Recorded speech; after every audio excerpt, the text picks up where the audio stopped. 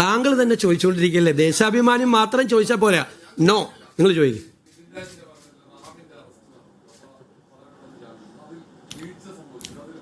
അത് വീഴ്ച സംഭവിച്ചു എന്ന് പ്രാഥമികമായി ശ്രദ്ധയിൽപ്പെട്ടതിനെ തുടർന്ന് അന്വേഷണ സംഘത്തെ മാറ്റിയിട്ടുണ്ട്. ആഭ്യന്തര വകുപ്പ് മന്ത്രി അത് അന്വേഷിക്കാനുള്ള ചുമതലയായിട്ടുണ്ട്. ആർക്കെങ്കിലും ഉത്തരവാദിത്വം ഉണ്ടെങ്കിൽ ആഭ്യന്തര വകുപ്പ് നടപടി സ്വീകരിക്കും. ഞാൻ ആഭ്യന്തരമന്ത്രിയായിട്ട് ആ വിഷയം സംസാരിച്ചിരുന്നു. താങ്കൾ തന്നെ 5 ചോദ്യം ചോദിക്കല്ലേ പ്ലീസ്.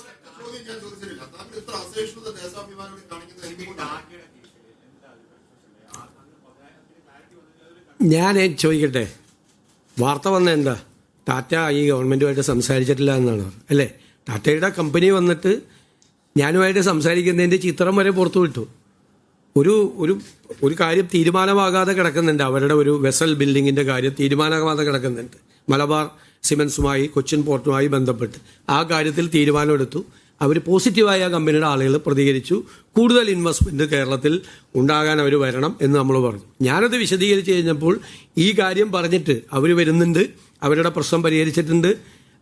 പിന്നീടുള്ള പല പ്രശ്നങ്ങളും, അതായത് വ്യവസായ വകുപ്പിൽ തന്നെ 2 ഏജൻസികൾ തമ്മിലുള്ള ഒരു തർക്കം ഉണ്ടായിരുന്നു, കണ്ടെയ്നർ ഫ്രൈറ്റ് സ്റ്റേഷൻ തുടങ്ങുന്നതിനെ സംബന്ധിച്ച്.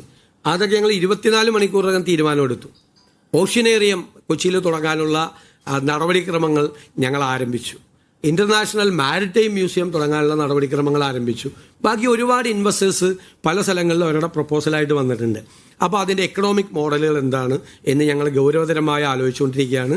ഏതെല്ലാം തരത്തിലാണ് എക്സ്പ്രഷൻ ഓഫ് ഇൻട്രസ്റ്റ് വിളിക്കണമോ, PPP മോഡൽ വേണമോ, അല്ലെങ്കിൽ നമ്മൾ നേരത്തെ നമ്മൾ പറഞ്ഞില്ല റെമിറ്റൻസ് ഇക്കോണമി ഇൻവെസ്റ്റേഴ്സ് ഇക്കോണമിയാക്കി മാറ്റുന്നതിൻ്റെ ഭാഗമായി നമ്മുടെ മലയാളികളായ പ്രവാസികളുടെ ഇൻവോൾവ്മെന്റ് പെടുന്നത് തുടങ്ങിയ എല്ലാ കാര്യങ്ങളും ഡീറ്റെയിൽ ആയിട്ട് മാരിടൈം പോളിസി തന്നെ വളരെ പെട്ടെന്ന് പ്രഖ്യാപിക്കുന്നതിന് വളരെ വേഗത്തിലാണ് നടപടിക്രമങ്ങൾ പോകുന്നത്. നമ്മൾ ആദ്യഘട്ടത്തിൽ ഒരു 10,000 കോടി രൂപയുടെ ഇൻവെസ്റ്റ്മെന്റ് എങ്കിലും ഈ ഘട്ടത്തിൽ നമ്മൾ പ്രതീക്ഷിക്കുന്നു. ഇതാണ് ഞാൻ ചോദിക്കട്ടെ, ആരെങ്കിലും വരില്ല എന്ന് പറഞ്ഞപ്പോൾ അവർ കണ്ടിട്ട് പോലും ഇല്ലെന്നാണ് ആ വാർത്ത വന്നത്.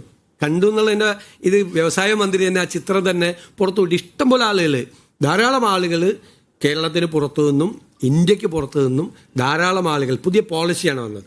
പോർട്ട് സിറ്റിയുടെ ഏവിയേഷൻ ഹബിൻ്റെ MSME ആയിട്ട് ബന്ധപ്പെട്ടത്, സ്പേസ് ഇക്കോണമിയായിട്ട് ബന്ധപ്പെട്ടത് 4-5 പുതിയ വാതിലുകളാണ് കേരളത്തിലെ ഇൻവെസ്റ്റ്മെൻറ്റിന് വേണ്ടി തുറന്നിരിക്കുന്നത്. അപ്പം എനിക്ക് നിങ്ങളോട് പറയാനുള്ളത്, നിങ്ങൾ വാർത്ത കൊടുക്കുന്നുണ്ട്, കുറച്ചുകൂടി പോസിറ്റീവായിട്ട് കൂടി കേരളത്തിൻ്റെ ഒരു ഭാവിയെ കരുതിയിട്ട് കൂടി നിങ്ങളൊരു അപ്രോച്ച് ഉണ്ടാകണമെന്ന് എൻ്റെ അഭ്യർത്ഥന, റിക്വസ്റ്റാണ്.